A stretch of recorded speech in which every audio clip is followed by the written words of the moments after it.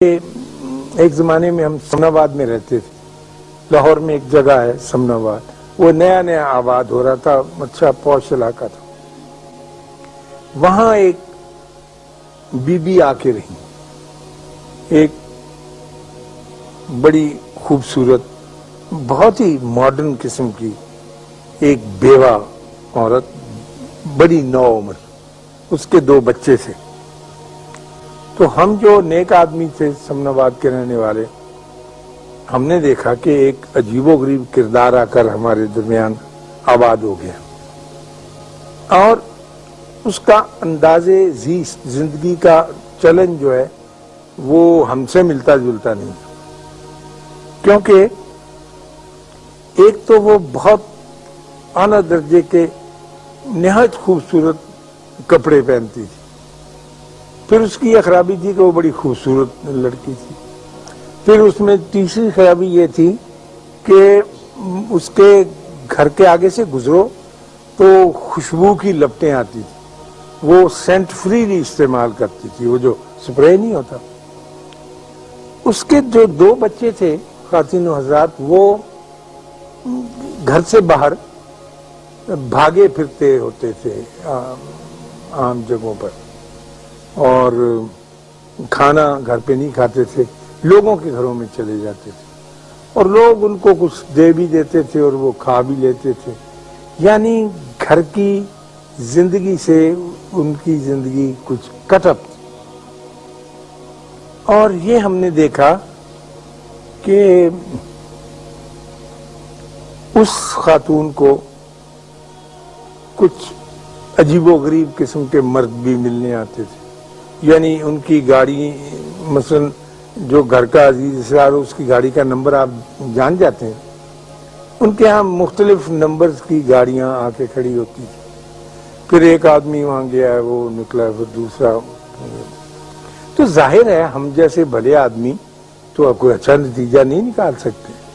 وہ ان کے بارے میں ہم ایسا ہی رویہ تھا جیسا اب آپ کو میں یہ کہانی سنا رہا ہوں, تو آپ کے دل میں بھی لا محالہ یہی خیال آتا ہے کہ ایسے ہی ہوگا. تو ہمارے گھروں میں آپس میں جمعے کے وقت مسجد میں بھی چیمیں گوئیاں ہوتی تھی کہ یہ کون آ گیا ہے جو ہمارے اس علاقے میں آ کر آباد ہو گیا. مزیدار, بہت محنت سے, توجہ سے اس قسم کے چمٹی سے گیدڑ نکالتے رہتے.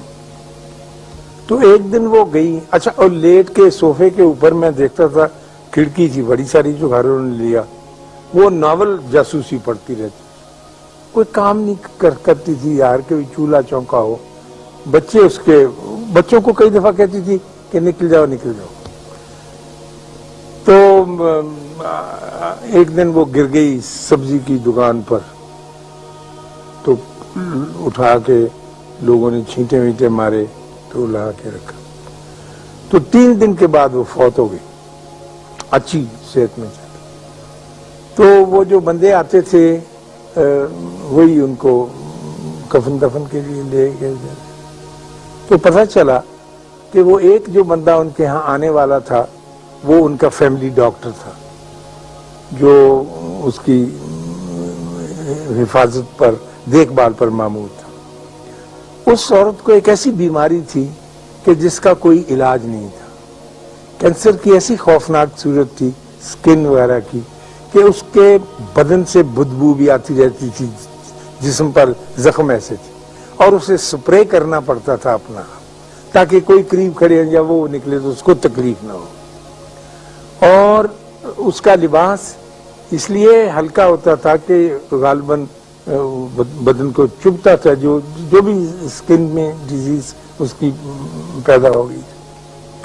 دوسرا اس کے گھر آنے والا اس کا وکیل تھا, جو ہر دوسرے دن آتا تھا, جو اس کی نگہبانی کرتا تھا اس کے حقوق کی, اور جو اس کا خاوند مقرر کر گیا تھا جو اس کے پیسے لا کے دینے.